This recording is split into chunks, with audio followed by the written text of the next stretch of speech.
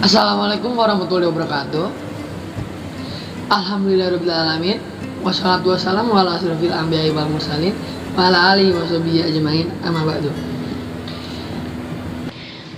Suatu ketika Nabi Sulaiman alaihissalam pernah mendapatkan perintah dari Allah Subhanahu wa taala untuk menuju ke tepi laut. Di sana akan menemukan suatu hal yang luar biasa. Setelah mendengar perintah tersebut, Nabi Sulaiman alaihissalam berangkat menuju pantai bersama rombongannya yang terdiri dari golongan manusia dan jin.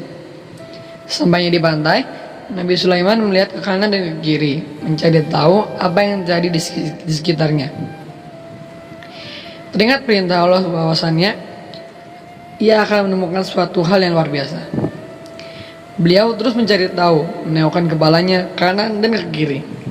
Namun, apa yang beliau lakukan belum bisa menjawab rasa penasaran yang ada di pikirannya. Menyelamlah ke dalam laut, lalu katakan kepadaku apa yang kamu lihat di dalam sana. Pinta Nabi Sulaiman kepada jin Ifrit. Lalu Ifrit pun menyelam ke dalam laut, mencari tahu apa yang terjadi di dalamnya.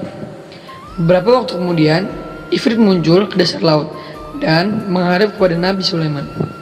Wahai Nabi Allah, sungguhnya saya sudah menyelam ke dalam laut yang sangat dalam. Saya mencari tahu apa yang terjadi di sana. Namun saya tidak menemukan apapun dalam sana. Ucap jin Ifrit memberi informasi kepada Nabi Sulaiman. Menyelamlah ke dalam laut, lalu datanglah kepadaku serta beritahu apa yang terjadi di dalam sana. Pinta Nabi Sulaiman kepada Ifrit yang lain untuk yang kedua kalinya. Menyelamlah Ifrit dan selang beberapa waktu kemudian Ifrit pun muncul dan menghadap kepada Nabi Sulaiman. Apa yang dikatakan Ifrit ini sama seperti yang dikatakan Ifrit yang pertama tadi. Masih belum puas dengan apa yang dikatakan Ifrit, Nabi Sulaiman memerintahkan Asy Barqiyah untuk berdoa kepada Allah agar memberitahu apa yang terjadi dalam laut. Asy Barqiyah adalah menteri Nabi Sulaiman yang disebut dalam Al-Quran pada surat An-Naml ayat 40. Dia juga seorang wali Allah yang doanya dijabah oleh Allah. Beritahu kepadaku apa yang terjadi dalam sana. Lalu pinta Nabi Sulaiman kepada Asy Barqiyah. Asy pun berdoa kepada Allah untuk menunjukkan apa yang terjadi. Setelah Asy Barqiyah berdoa, tiba-tiba datang sebuah benda berbentuk kubah yang mempunyai 4 pintu. Satu pintu terbuat dari batu intan, satu pintu terbuat dari batu yakut, satu lagi terbuat dari batu intan putih, dan yang satunya terbuat dari batu aquamarin atau zamrud hijau. Semua pintu itu terbuka dan tidak ada satu tetes air pun yang masuk dalamnya. Padahal benda tersebut berada dalam laut yang sangat dalam, sama seperti 3 kali perjalanan menyelamnya Ifrit yang pertama.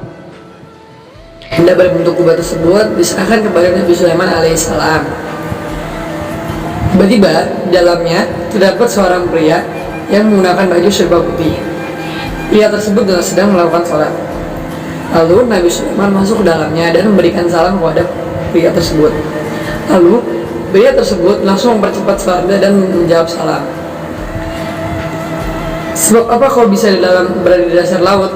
Tanya Nabi Sulaiman.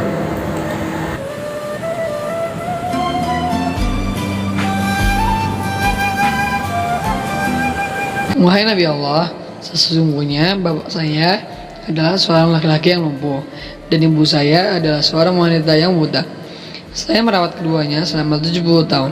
Saya merawat keduanya dengan penuh kasih sayang. Ketika ajal menjemput ibu saya, dia berdoa kepada Allah, Ya Allah, panjangkanlah umur anakku dalam keadaan selalu bertakwa kepadamu.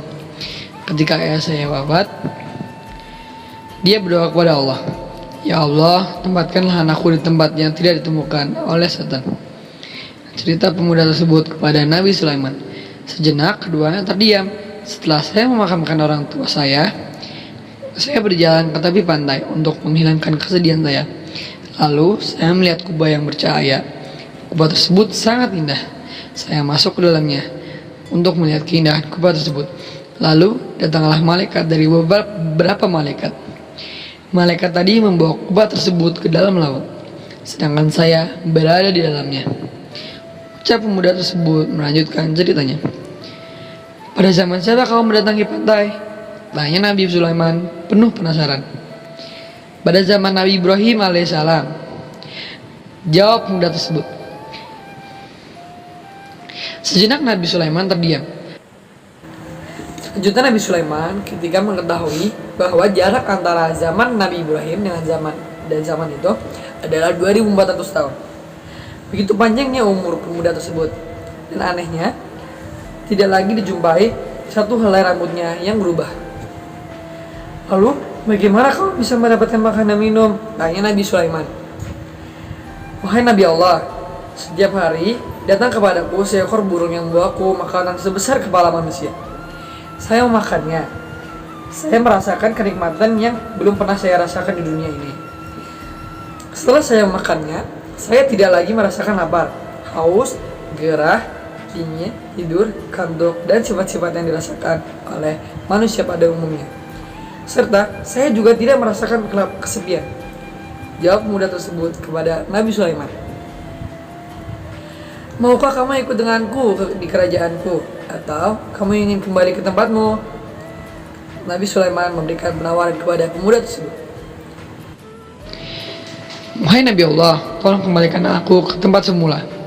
Pinta pemuda tersebut kepada Nabi Sulaiman.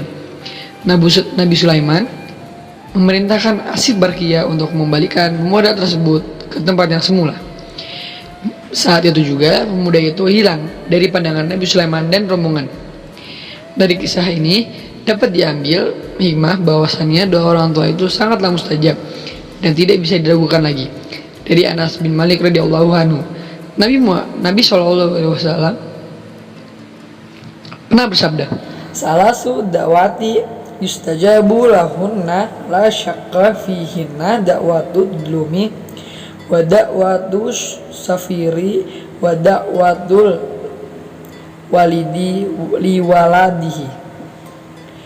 Artinya, 3 doa yang mustajab dan tidak diragukan lagi, yaitu doa orang yang dizolimi, doa orang yang sedang berpergian atau safar, dan doa orang tua pada anaknya. Hadis riwayat Ibnu Majah.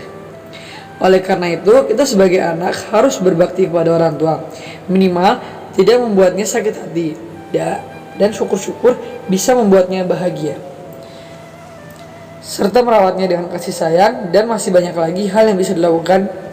Jadi, jangan sampai kita menyakiti mereka dan selalu mengharap ridho mereka.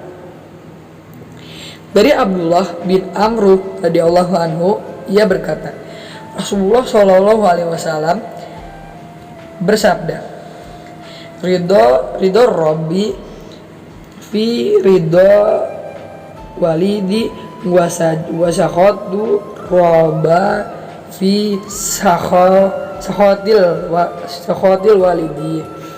Artinya, ridho Allah tergantung pada ridho orang tua, murka Allah tergantung pada murka orang tua.